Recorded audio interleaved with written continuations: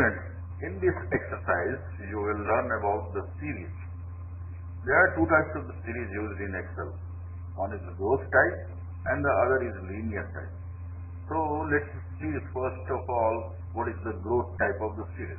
I have written two terms of the series like 2 and 4, and I am selecting this range to build the series. So I will go to Home, Fill, and here we have got series also. So I am clicking this option, you will get a dialog box out of it, and here you have to define what type of series you want. I want a growth type of the series with a step value of 2 and a stop value of 1000, and I am clicking OK.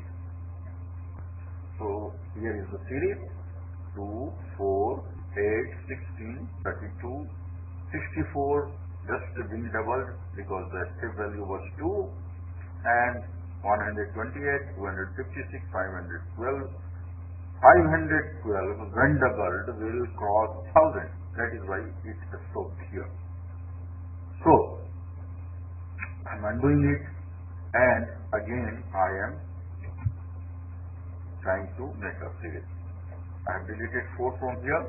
I am going to fill, clicking series. I am in this dialog box once again. I am defining 2 as the step value, and there is no stop value as such, and clicking OK. So here is the series once again. The series came to 26 because I had not opted for growth type of the series. It became a linear series, that is why it has gone in a linear way, maintaining the difference of 2. So 2 became 4, 4 after 4 added 2 to become 6, and so forth it increased. So I am undoing it. I am again taking this range, going to series and defining the step value of 2 and taking the growth type of the series, clicking OK. So here is the series. You can see the series has been made and it has gone up to the selected range.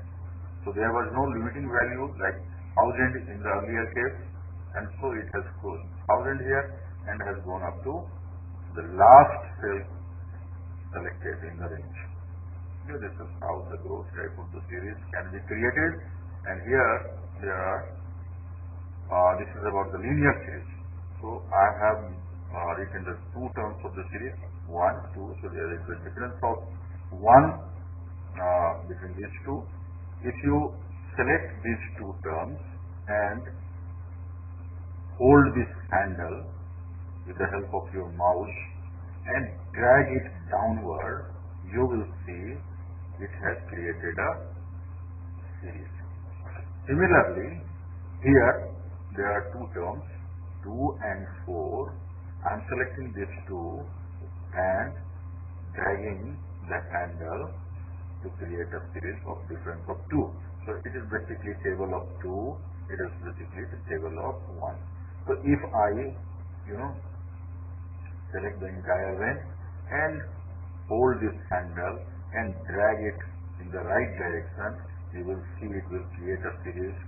Here it has created a series of difference of 1, here it has created a series of difference of 2, here it has created a series of difference of 3, here it has created a difference of 4, and so forth. But in turn, what has happened? It has created a table of 3, it has created a table of 4, it has created a table of 5, and so forth. So this way the series can be understood, and it is very simple way to create a table or a linear series in Excel. Hope it is clearly understood, and you have enjoyed learning, and you will apply this learning at your workplace. Now, this is not the end of the discussion. I am continuing. Like if you have written C1 in this manner, C-1, and If you hold this handle and drag it, it will write P2, P3, P4 for you. So if you drag it further, it will continue numbering. Okay? So now again, if you write QR1, then it will go for QR2, 3, QR3, QR4. It is not the quarter of year. So it is continuing with QR1 through 12. Now if you write Q1 in place of QR1 and then drag it, you will find it is repeating QR1, QR2, QR3, QR4, and then again Q1, Q2, Q1, Q2, Q3, Q4, and then again Q1, Q2, Q3, Q4. So it is repeating. It is considering there are 4 quarters in a year, and that is why it keeps on repeating from 1 to 4. That's it. So if you write serial number 1 and drag it in the similar fashion, it will write serial number 2, 3, 4, and so forth. Similarly, if you write year 1, it will write year 2, year 3, year 4, year 5, and up to where you drag it. If you write sun, then it will understand you are writing Sunday. And if you drag it, it will write Monday, Tuesday, Wednesday, Thursday, Friday, Saturday, and again repeat the Sunday. So, if you write Monday, the complete spelling, then it will write the complete spelling of all days and will repeat the days in series. So these are ready-made series. You don't have to do anything to generate.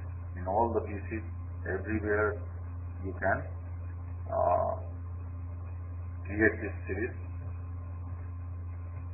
If you write Jan, it will write January for you. Jan, Feb, March, April, May, June, July. But if you write the complete, spelling, then again Excel will write complete spelling of the month in this manner. So the series is very important part of Excel. The most important part is the date that we have to learn. Here the date is 26/8/2018. Now I am changing this date.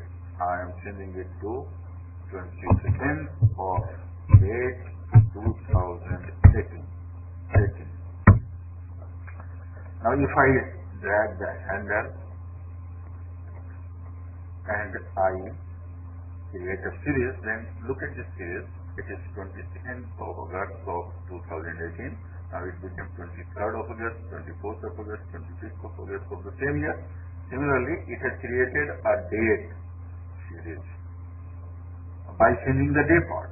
But if you want to change the month part, keeping year part and the day part constant, then that is also possible. So for that you have to click to this autofill option, and in this autofill option you have many other options like copy cell, fill series, fill formatting only, fill without formatting, fill days, fill weekdays, fill month, fill year, and flash fill. So if we go for fill days, this will be the series. If we go for fill weekdays, then look at this series. 23rd, 22nd, 23rd, 24th, 25th, and 26th dates are not there. They are Saturdays and Sundays. They are called weekends. So they have been excluded from this series. So this manner, weekends are not included in this series. Only the working days of 5 days are included in this series. So if you take weekdays option, it will exclude the weekend days from the series. If you click fill month, then 22nd of August 2018 and 22nd of September, then 22nd of October, and then 22nd of November of 2018. So after December, it has changed to 22nd of January 2019. So this way series is continuing. If you select the month part, if you you select field month part of this option. If you select year part, then it will change the year part of the date. That means 22nd of August 2018, 22nd of August 2019, 22nd of August 2020, and so forth. So this way you are getting a versatile option in this series, and this is very important to understand and know if you want to use series in Excel. Hopefully you have understood the series very well that I have taught you here, and hopefully you will be able to understand and use series in Excel. Thank you very much. Happy learning.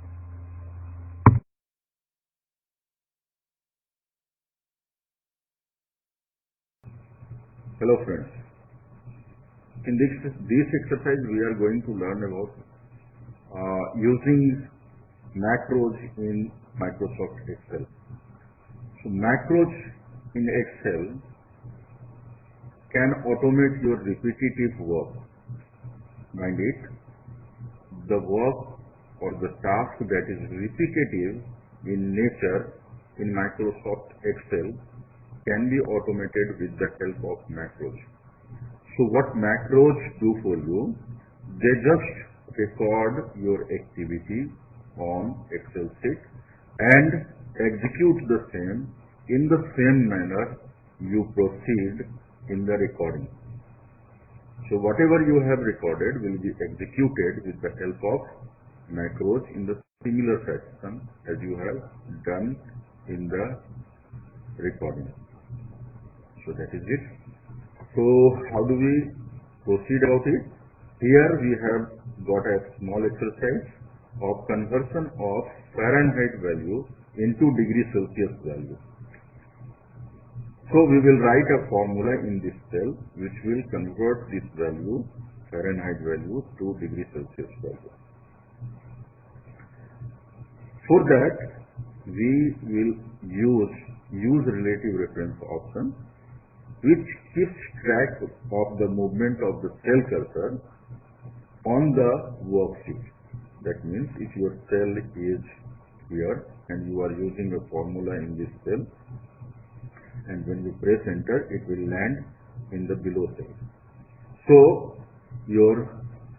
this user relative reference will keep track of this cell movement. That is, if you make your calculation here, next it will land here after making the calculation. So you won't have to every time use mouse to come to the press cell to calculate. Instead macro itself will do this thing.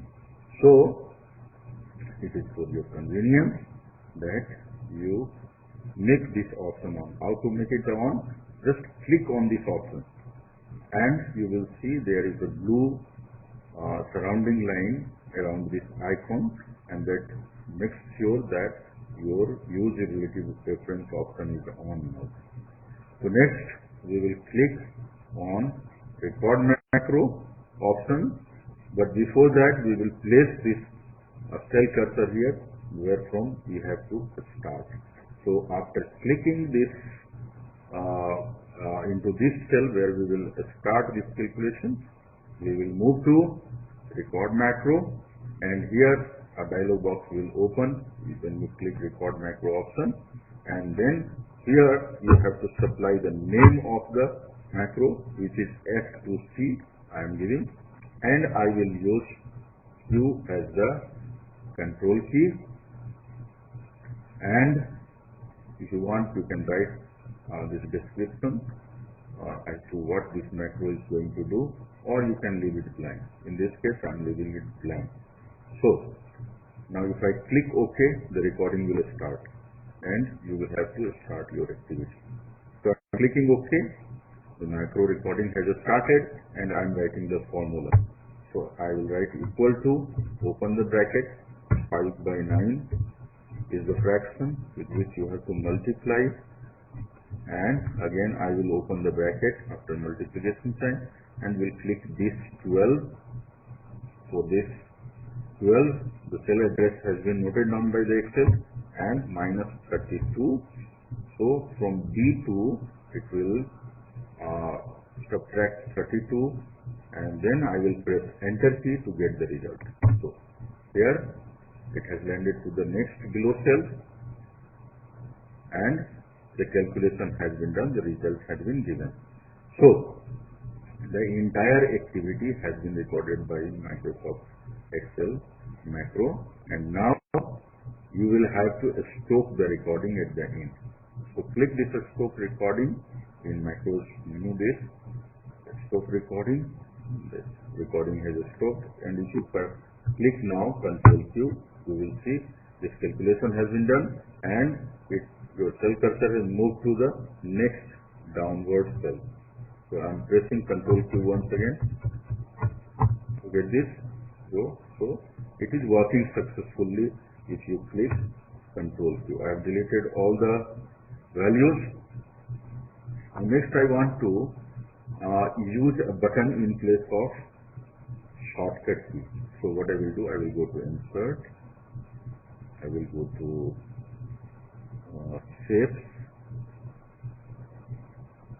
insert, shapes, here is the shapes, and then I will go to rounded rectangle. I will draw this rounded rectangle, and when you draw it, this format, drawing tool format will open automatically, and from this shape style you can select a beautiful shape, 3D shape. I am selecting this one, red one. This looks beautiful.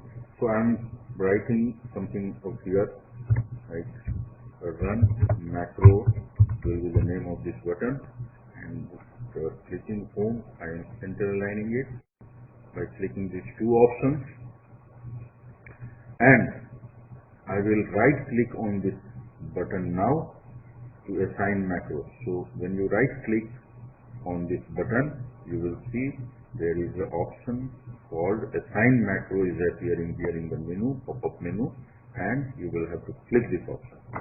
After clicking this option in this dialog box, you will see your macros name is appearing. You will have to click this macros name, and then you will have to click OK. So this activity will assign the macro to this button. So I am clicking next to this cell, and if you take your pointer on this button, you will see hand sign is appearing. So this confirms you that macro has successfully been assigned to this cell. So after clicking here, you will have to click on this button. Look, this value has been converted to, this Fahrenheit value has been converted to degree Celsius value, and then it has moved to downward cell. So if you go on clicking, so this button has started working as a shortcut key replacement. So if you go on clicking, you can see how this conversion is taking place. So you can assign the entire activity of the macro to a button. Now next, I want to create another macro which will delete the entire values. If I convert from here to here, I will click delete button, and this entire range will be deleted. So for that, what I will do, I will just go to view once again, and here I will switch this use relative reference off. For the reason I don't want to use relative reference anymore. Okay, so I have switched it off. No more blue line circle is there. So next I will go to record macro, and will name it as del, and here Control D will be the shortcut key. I'm clicking OK, and I will select this range, and after selecting it I will press delete key to delete it, and again I will click in this cell, so that after deletion this cell becomes the active cell. So that's all I want to do in this macro, and now I will stop the recording. So now I will make another button for deletion in the similar fashion as I had done earlier. I am taking this oval step, and in this oval step I will use blue color here and will write delete.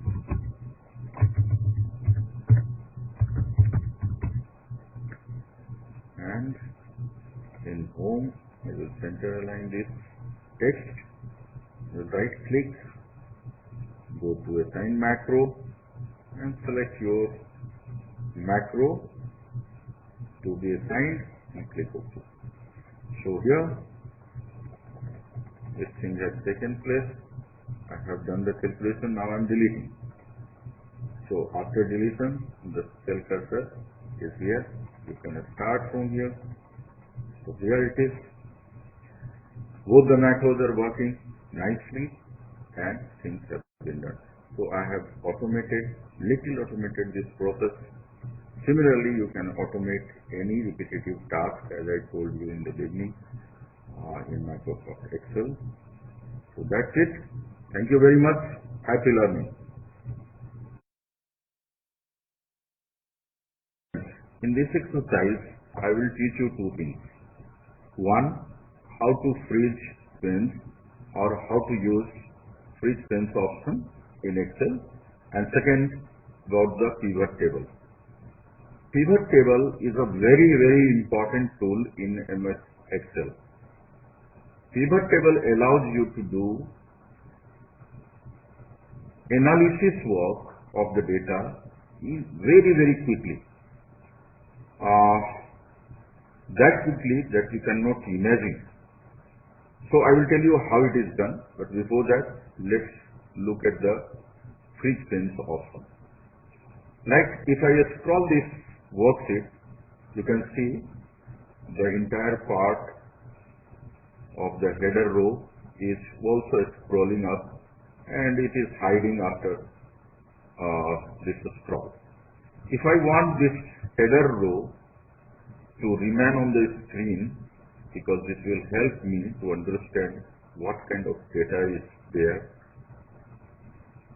So how to do that?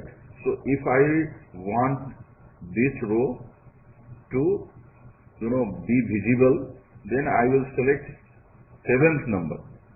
If I want to freeze 6th number of the row, then I will select the 7th number of the row. I have selected it, and now I will go to view, and in view you will have to open freeze pens option, and here click this freeze pens option. Two more other options are also there. You have got freeze top row, freeze first column option, but we will click in the freeze pens option here. So when you click freeze pens option, look at this.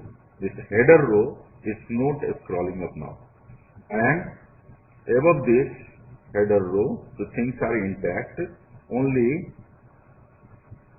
the rows below, with and below 7 are scrolling up, and they are giving you a better sense of understanding of the data. That's it. Before going to the pivot table, let me explain you this data. First of all, this is the order item. First of all, this is the data about the Girdhari Lal Specialty Foods Limited, and here the orders for the year 2018 has been captured for this company, and the data is like this. This is the order ID, this is order date, this is product ID, then followed by the product name, then how much quantity of this product has been sold, and then what is the unit price of that product. These two figures multiplied gives you the total figure. You can see the formula. It is equal to multiplication of these two figures, And then if you click here, you see this is the customer ID and this is the customer name. Lastly, the sales representatives who are doing these businesses possible. Okay, so this is the data. Now if I want to create a report whereby I want to know which sales representative has done how much of business. I want to see the total business done by each sales representative. Okay, so for that you just have to click anywhere on the data. You don't have to select the data, right? So you will have to click anywhere on the data and then go to insert. In the insert, you have the very first icon as the pivot table. So when you click it, you come across this dialog box. You don't have to do anything out here. You just have to click OK. Okay. So when you click OK, you get this platform where you have to deal with these field IDs, column IDs, and these 4 boxes. Here you have got filters, here you have got columns, here you have got rows, and this is the values. So how to get this report? You can drop these column IDs here also and here also. So I have to get the business done by the sales representative. So I will click here and will drag it to the row fields here. Okay, and then what is the total business will be dropped here. So this has given you the report. How quickly it has worked, you can think of this. So Amit has done a total business of this figure, Mansa has done a total business of this figure, and Ravi has done a total business of this figure. A grand total has also been calculated. Right? So this pivot table analysis works very quickly, as I told you earlier. Let's try to create another report. Let's go to this original data, order log data. Here again we will go to insert, create pivot table, and click OK. So now the platform is ready for the report creation. Now if I want to know which of my customers have purchased which products of how much quantity. Okay, so what I will do, I will take this customer to the row and will take this product to the product name to the column. Now the quantity I want, how much quantity has been purchased by which customer. So I will drop it here. So here is the result. So Brown Palace has purchased Amul milk of 351 quantity and biscuits 813 and so forth. And this time also you learned how quickly it has given you the result. So within a flip of time it gives you the result. Okay, and then you can change if you want the total business done with the each customer for each product ID. Then you can also do that. You will have to drop it into this box to remove it. So I have removed that. Now I am taking up the total business. So I will drop it here or here. Both are equivalent. Both will give the same result. So I am dropping it here.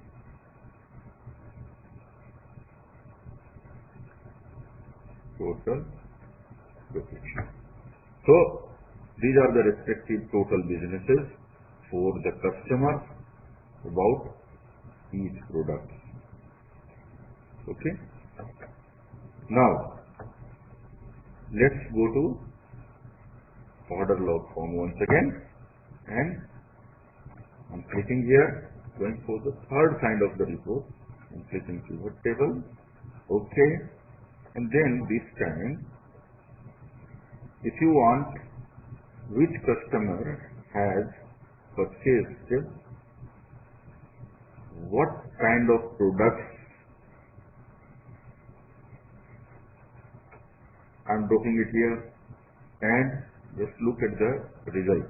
Product name, I'm also dropping it here in the rows. Product name. It is here. So, customer is Brown Palace, and Brown Palace is purchased for these things. If you want, this is another way of getting the result. And if you want quantity, drop this quantity here. The quantity is ready. If you want to get with quantity, you want to get the total value as well, so drop it here. The total value is also there, quantity is also there. So both these details are here. So this way you are getting multiple, things at one place, and this is very easy to understand report. So the pivot table this way is very important tool, and you must have understood how to use pivot table. Now let me tell you how to create chart. Okay, so if you click in this data, this is the first report that we have created for the sales representative and their business, total business. Now, if you go to this pivot table tools, you have got two tabs, Analyze and Design. Okay, so in Analyze, you have pivot chart. So click it. So your pivot chart, what type of pivot chart you want? You have got column chart, line chart, different types of line charts are there, different types of column charts are there. So I'm wanting a simple chart. Okay, so I will take column chart, and for that clustered column chart as the option. So I'm clicking OK. So here is your chart ready. Okay, the advantage is that you have got options here to choose for the sales representative as well. So if you click here, if you want to remove mantra suppose from this chart, you just uncheck this mantra box and click OK. So mantra is out from this chart. This way you can customize your filter, right? So I'm checking it once again to get it. Okay, so now for this sheet, if you want to get the chart,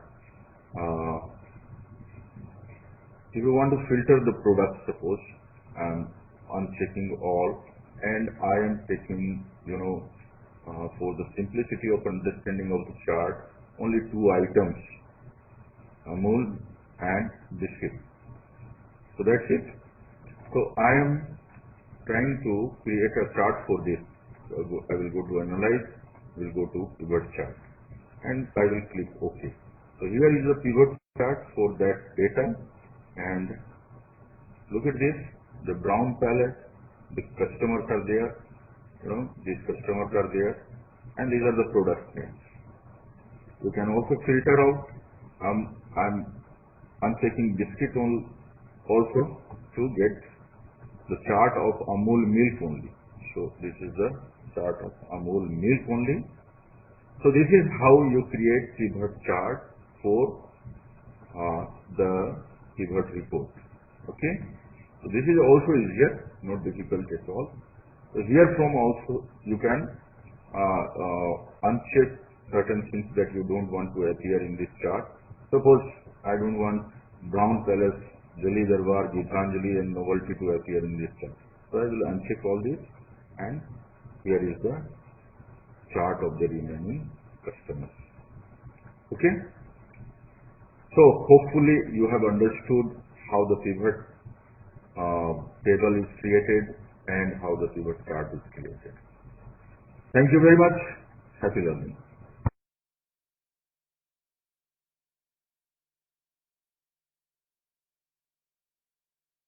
In this exercise, we will learn about goal seeking. For that, I have taken a simple example of simple interest, where the principal, rate of interest and time is given and simple interest is calculated. So here is the simple interest, which is the product of all these three, ERT. Okay?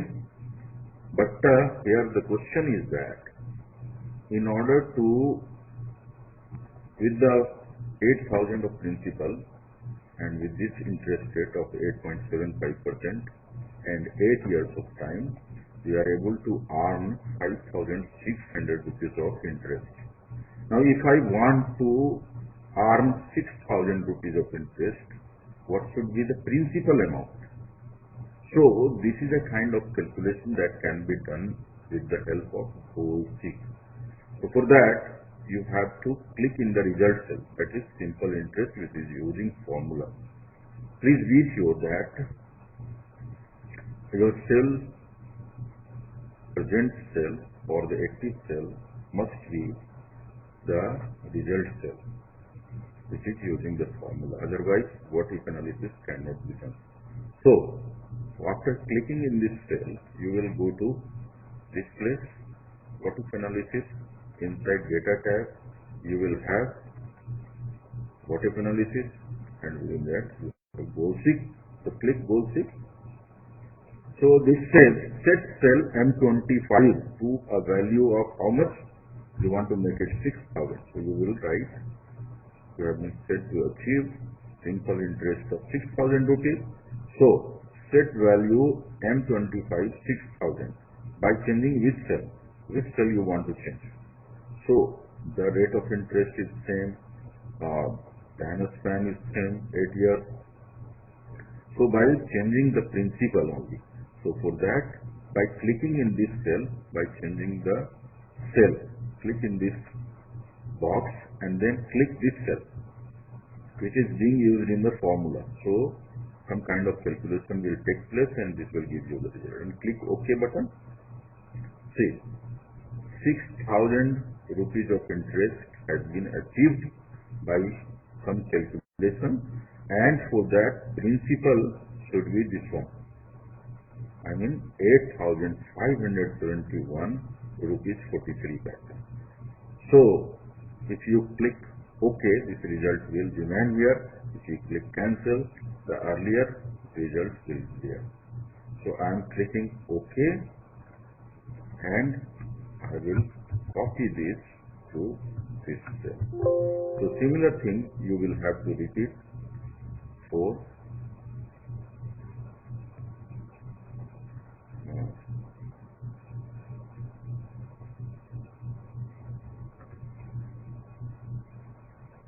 okay. So now in the next calculation, we will again keep it here. So you have to fill in all these blank places of principal. So here I'm doing two calculations for you. I shall be calculating this principal for 6,500 of simple interest. So I'm clicking here once again and going to goal seek. And here I will write to a value of 6,500. That is the simple interest we want to earn by changing this principal amount. So again clicking OK, OK to achieve it, and I will copy this, we will paste in this. So I am clicking OK and telling it to paste the value only. The value has been pasted. So again this way you can go on clicking, go on calculating the value of a principal for different interests and fill all these blank places. Now, the same goal seek can also be utilized to seek for the time to achieve by changing. For the same thing, simple interest is there. and this time you don't have to calculate the principal but the time. So by changing time, how this simple interest can be achieved. 6,000 rupees you want to earn as the simple interest, and for that you have this and this to be the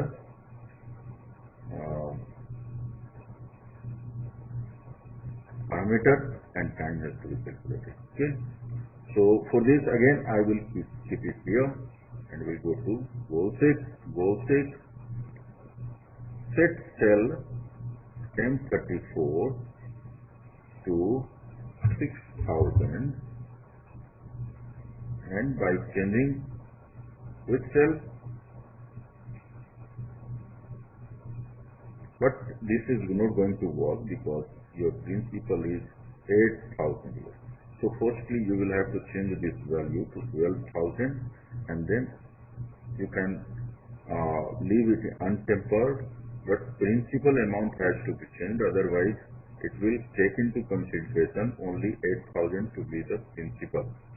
So here I am cancelling it. I will first make it to be 12,000, and then time is this, and I am taking this, clicking in this cell of simple interest. Now I am coming to goal 6, and I will just set cell, say here set cell M34 to be 6,000, and by changing what you want, by changing the time. So click in the time cell and click OK. You find it 5.71. Click OK, copy this time and set it here. Okay, and take the value. So here it is done. In the next case, your principal should be 12,500. So enter 12,500 in this case. And what do you want to change? You want to change the time. The interest rate is the same, 8.75%. So let it be 8.75%. Time is this. I'm clicking in simple interest now. Going to goal 6 once again, and I'm telling it to set cell N34, that is the simple interest, to be 6,500. In this case, 6,500 rupees interest we want to earn, and for that we want to change the time. Click OK. So this is the time. Copy it and paste it here. See, okay, take the value only. So this way you can fill in the other details by calculation, and this way you can complete this exercise. So that's all about this goal 6. Hopefully you have understood how to use goal 6 in Excel. Thank you very much. Happy learning.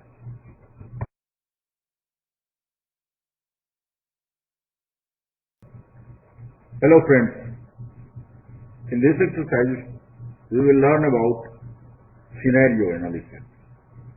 So what is scenario? In fact, with the help of scenario tool, you can create scenario. Under different situations, what will be the result?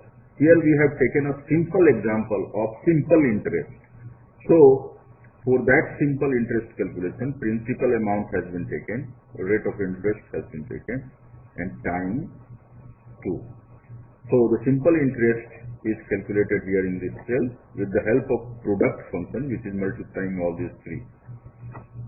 So we want to know under scenario 1 what will be the simple interest with these P, R and T values, and under scenario number 2 what will be the simple interest if principal is this, rate of interest is this, and time is this.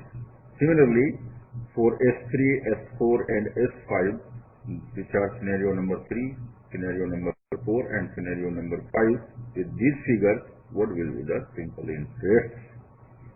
So here we go like, we will click in this simple interest result cell, and then we will go to data and what if analysis, and in the what if analysis we will click scenario manager.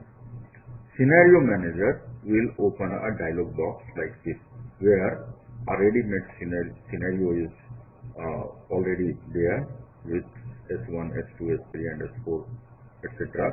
We would delete it to create the new one. So we are deleting one after another. We have deleted all. Now we will go for add. We wanted to add scenario, so we will click add button.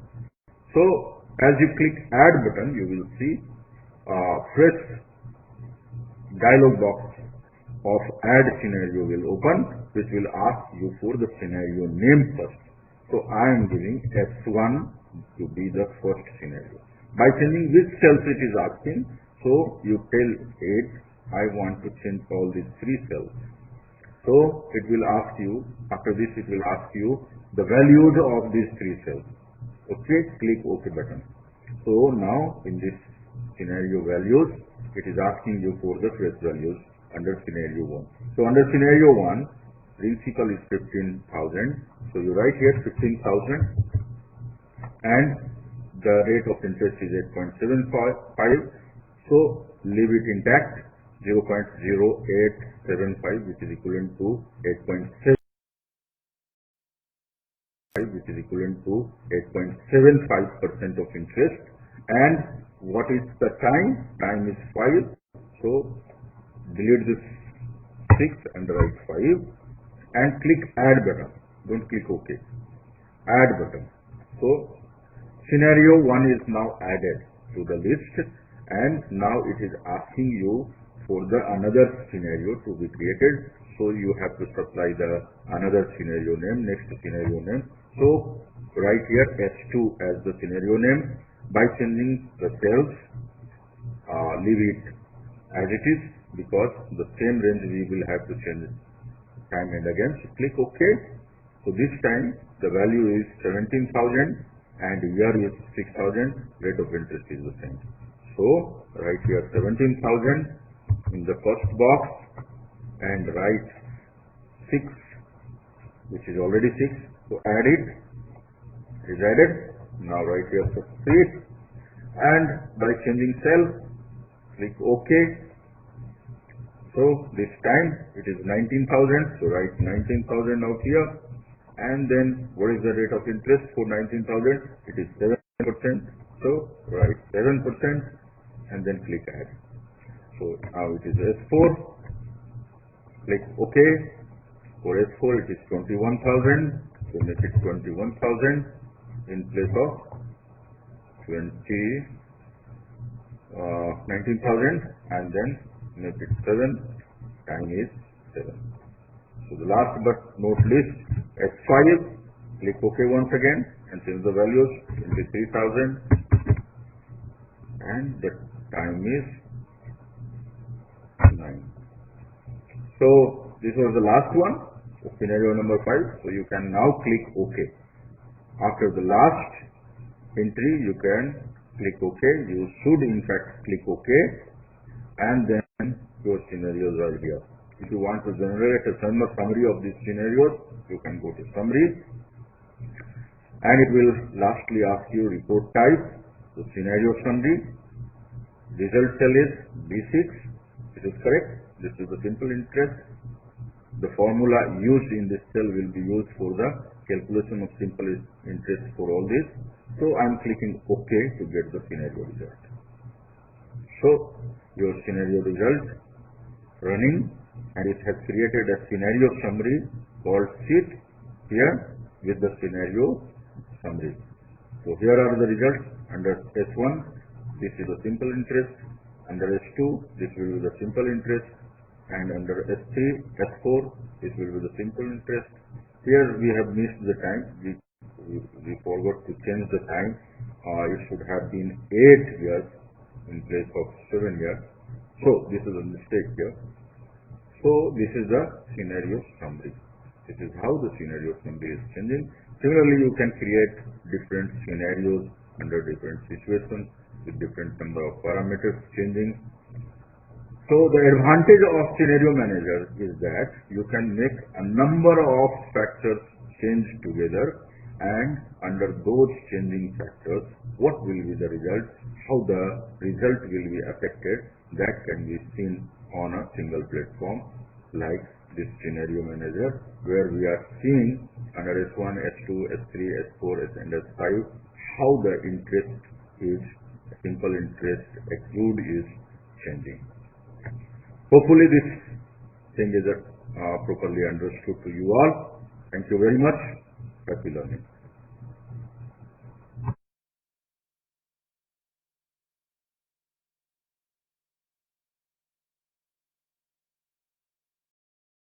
Hello friends. In this exercise, we will learn about different functions used in the financial calculation, like PMT. PMT calculates the payment for a loan based on the constant payment and constant interest rate. PPMT is a function. This is the cell address where it has been used. D10, D14, D15, D21. These are the cell addresses where these functions have been used. So PPMT is a function which returns the payment on the principal for a given period, installment, number of installments, for an investment based on periodic, constant payment and constant interest rate. IPMT returns interest payment for a given period in terms of number of installments for an investment based on periodic, constant payment and constant rate. CumPrim is a function that returns the cumulative principal paid on a loan between a start period and end period. And CumIPMT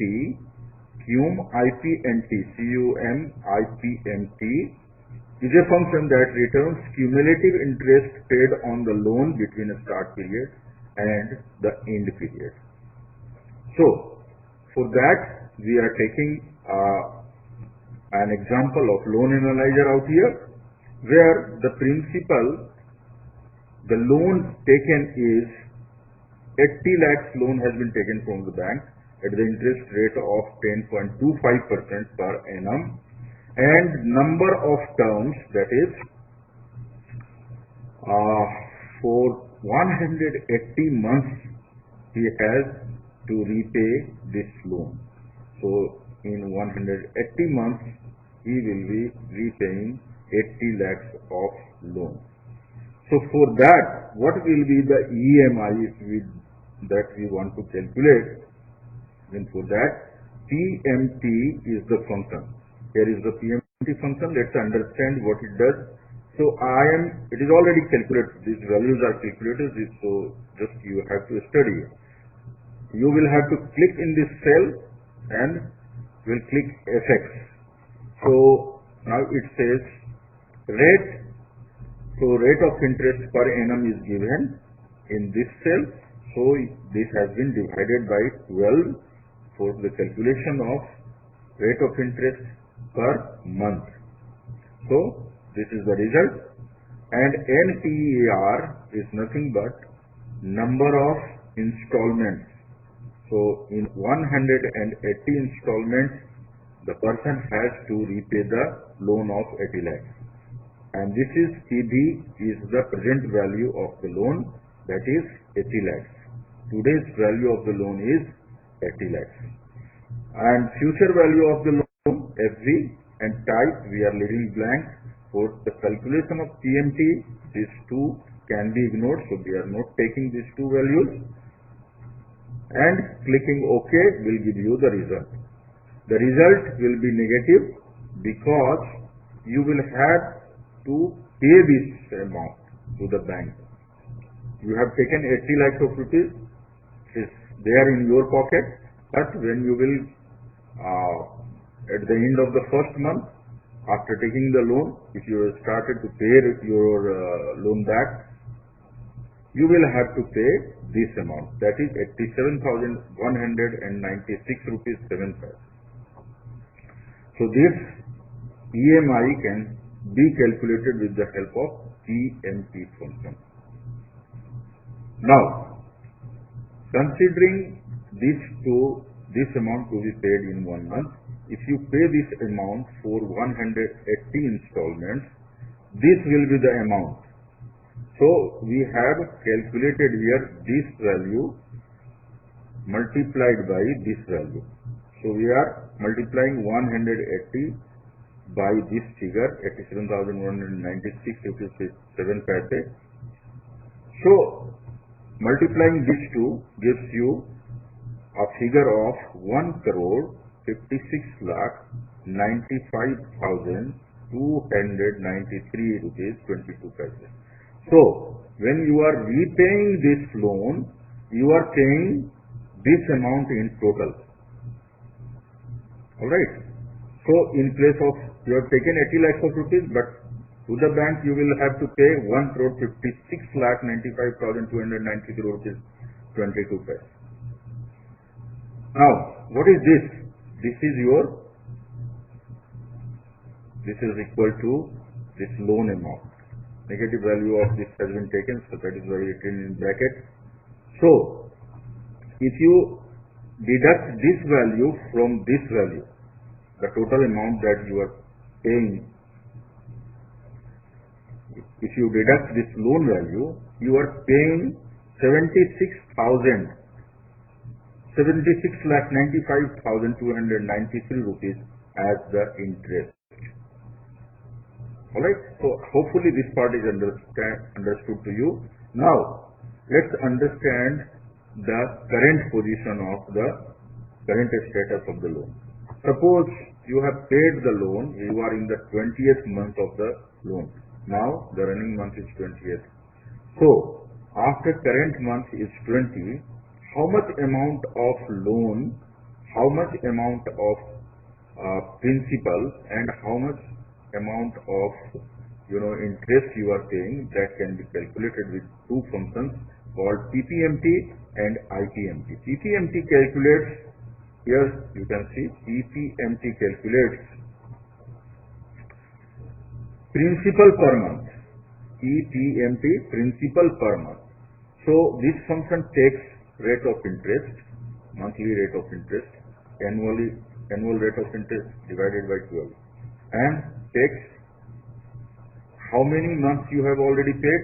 20th month you are in, running month is 20th month, so it is taking 20. PER means period, 20 it is taking 20 as the period, and NPER is nothing but the number of installments, total number of installments that you have to pay, which is equal to 180. So out of 180, your running month is 20th month, and present value of the loan is 80 lakhs. So future value we are ignoring again, and this will calculate how much amount you are paying as principal. So 22,000 out of 87,000, 22,171 you are paying as principal amount.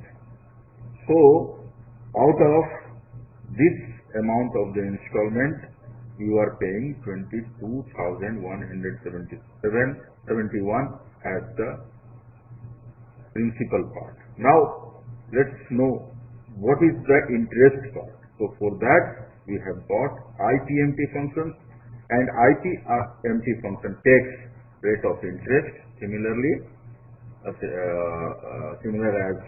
the earlier PPMT function. So here PER, that is period, running period is 20th month, NPER is again 180 months, PD is again 80 lakhs, and we are leaving future value to be blank. You can ignore it. So clicking OK after writing this formula will give you the figure of interest paid at this stage. So if you are in the 20th month, you are paying 65,024 rupees 94 paise as the part of interest of this installment. So if you add these two values, you will get your installment value, which is equal to this value. So this installment value calculated from PMT function is equal to this installment value, which is calculated as the sum of EPMT and IPMT.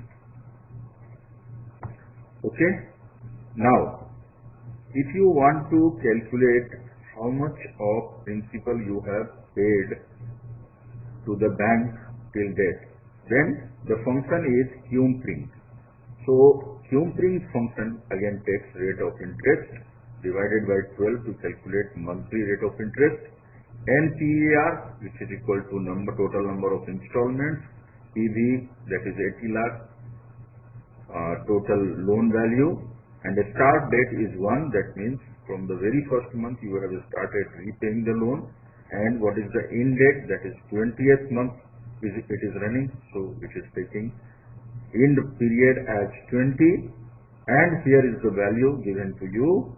This is the cum_print value, which is cumulative principal value, means at the end of 20th month you have already paid 4,09,495 rupees as principal to the bank.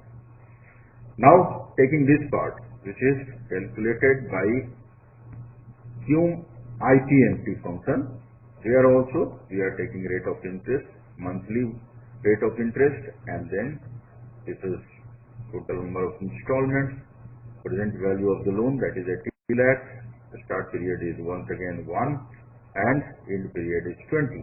So all these are calculating the interest part paid up to 20th month. So at the end of the 20th month you have already paid 13,34,427 rupees to the bank.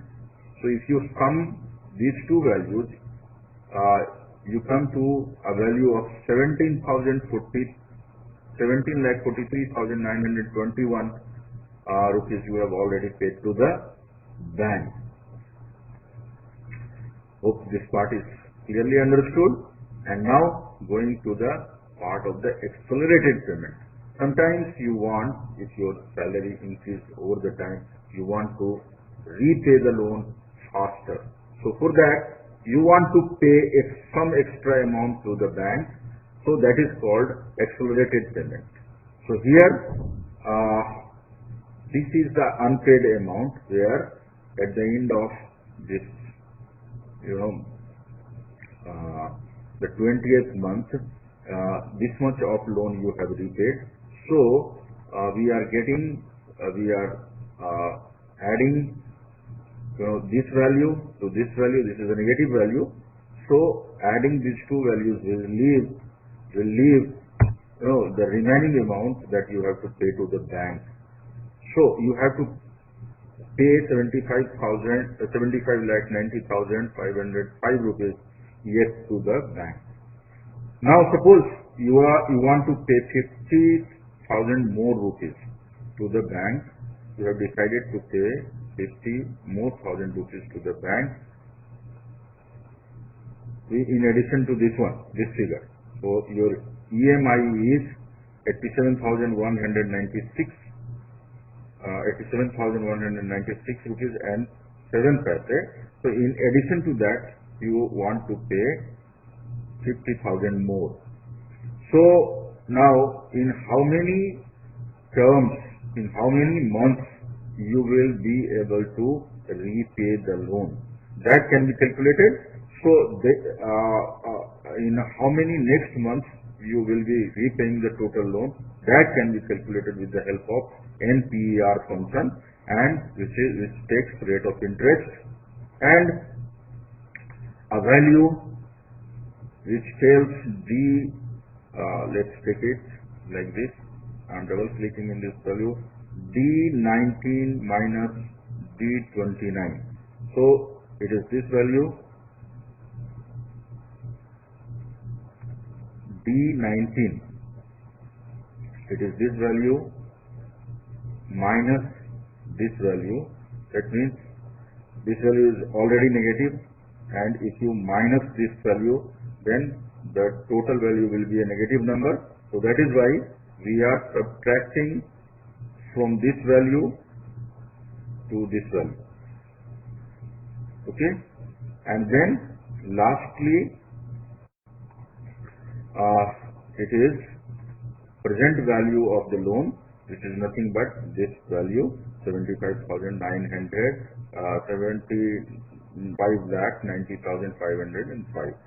So this is the value, and if you click OK, you will get in the next 75 months you will be able to pay all your debt, that is 80 lakh rupees. So now again, how much you have paid to the bank. So this is the calculation about that. Let's check. So this is the value you have already paid, and now in addition to this value, D30, which is nothing but this value multiplied by sum of this value and this value. Okay, so how much you are paying?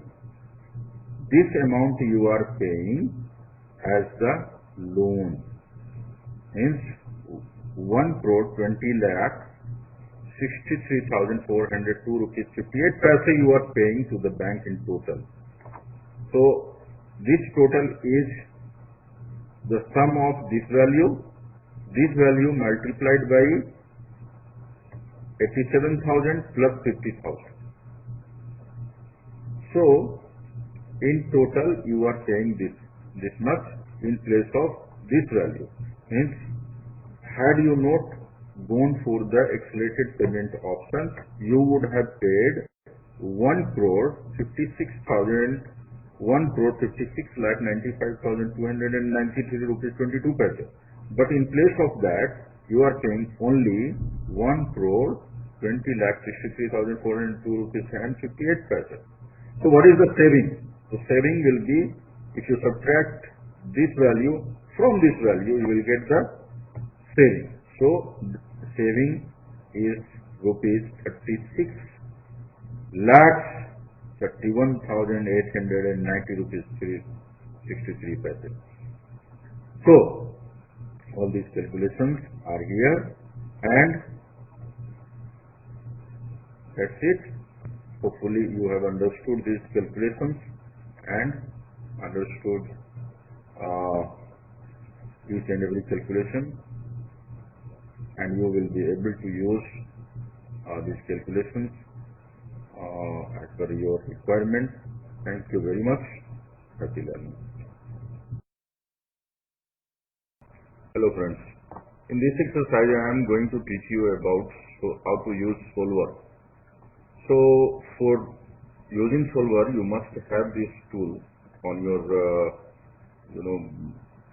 data tab. My tool is ready here, but if this Solver tool is not ready in your Excel, then you can follow these steps. Go to File, go to Options, and here in Options you will have to go to Add-ins.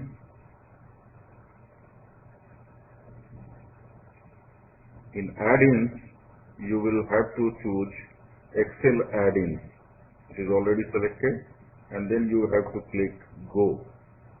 So here you will see Solver Add-in is already checked, and if it is not checked in your case, you will have to select it, pick it, and then you will have to click OK. This will load Solver Add-in on your Excel, and the tool will be available as it is available here.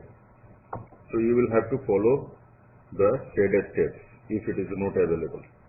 After that, we will use this data to understand the Solver. So what is it? Let's try to understand the data first. Here there is a cycle trader who is uh, this is the data about this unit profit on the bicycles. So he may be, getting 100 rupees profit on selling one cycle and 300 rupees profit on one moped, and on a child seat he is getting 50 rupees. So the capital that he has to spend for a bicycle is 300 rupees, and that for a moped it is 1200 rupees, and for the child seat it is 120 rupees. For the storage, here the storage factor is 0.5 for the bicycle, and for the moped it is 1, and again for the child seat it is 0.5. That means for one moped space you can keep 2 bicycles. Okay, and similarly you can keep 2 child seats in the place of one moped. So contrary to this, you will have to use 2 child seats space to store one moped. So this is the storage factor. I have used named ranges here. So the first named range is this. If you select this range, you will find in the name box it is unit profit. I have summarized all the named ranges out here. The first named range is unit profit, which is from C4 to extending from C4 to E4. So this is the range it is talking about. And another is, second number range is this, order size. So if you select this range, you will find in the name box order size. Similarly, this range is resources used. So if you select it, you will find the resources used, and here it is resources available. So used resources and available resources. The optimum utilization will be if we are able to meet available resources equal to used resources. So that solver will look into. You have to define the things only. So here there is yet another cell which is named, this is total profit. Total profit. So we have to maximize this total profit of the cycle trader by using solver. So these are the things, and this range is using, this cell is using some product function, which is I am double clicking in this cell just to show you which are the ranges it is using. So I am double clicking it. So look at this. This is the range being multiplied with the order size.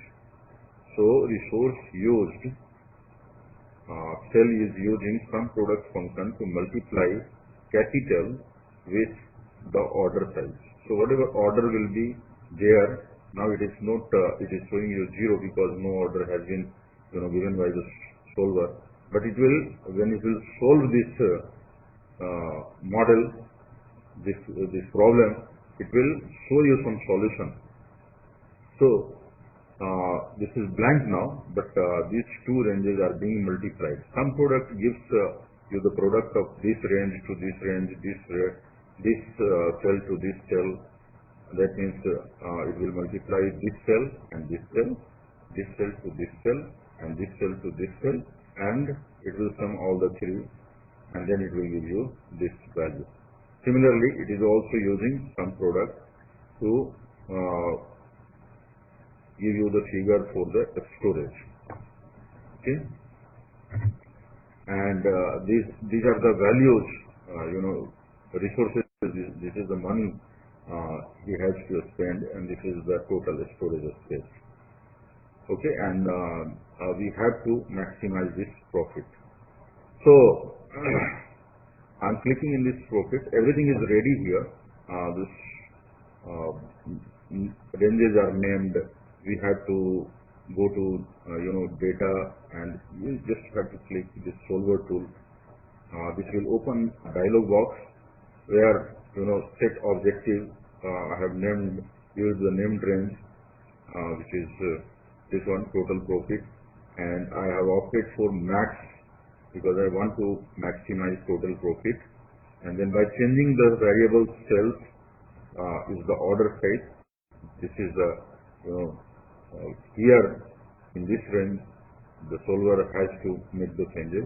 So I have selected order size in the by changing the cell option, and the last thing here is the constraint, which is also important because this is the consideration it will make under this consideration, under these constraints only it will look for the solution. So this is also important. In order to add a constraint, we will click add, and here this dialog box will open after clicking add constraint button. Then you will have to use the named ranges, which says I'm cancelling it, where you will tell resource used is less than equal to resource available. So here you will have to write resource used, the named range, and resource available. So after that you will click OK. I'm clicking cancel because it is already done here. So if you want to get a solution now, you will have to click solve button here. Okay. One more thing is there to notice, that make unconstrained variables non-negative. This option has been selected, so you have to keep it checked. And also select solving method. Here you will have to select simplex LP, which is simplex linear programming. Okay. So with these options we are going to solve this problem, and let's click solve button to solve it. So here is the solution you are getting. You are getting 94 bicycles and 54 mopeds.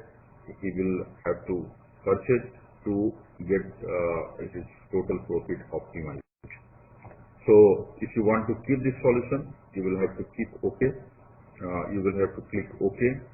And if you don't want to keep this solution, if you want to make changes and again you want to use solver, you will just cancel it, and again you will go to solver 2. So that's it here in the solver. Thank you very much for watching this video. Happy learning.